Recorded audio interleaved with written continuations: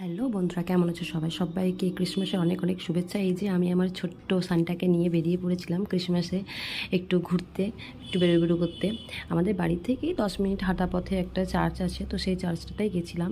তো 2 বছর আমার যাওয়া হয়নি, তো এবছর গিয়ে এত ভিড়। আর সত্যি কথা বলতে চার্চটা ছোট হলেও এত সুন্দরভাবে ডেকোরেশন করা থাকে, এত সুন্দর সাজানো গোছানো থাকে যে খুব ভালো লাগে। ভিড় এতটাই ছিল যে আমি চার্চের ভেতরটা যেতে পারিনি, যার জন্য তোমাদেরকে দেখাতেও পারলাম না ভেতরটা কেমন। পুচকিকে নিয়ে ভেতরে যাওয়া আমার কাছে সম্ভব ছিল না, যার জন্য বাইরেটাই পুরোটাই ঘুরলাম, মেলাটা দেখলাম। তো তাই ভাবলাম তোমাদের সাথে একটু শেয়ার করে দিই।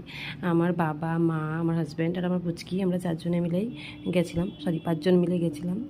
সেখানে এত সুন্দর সুন্দর স্টল বসেছিল, খাবারের দোকান।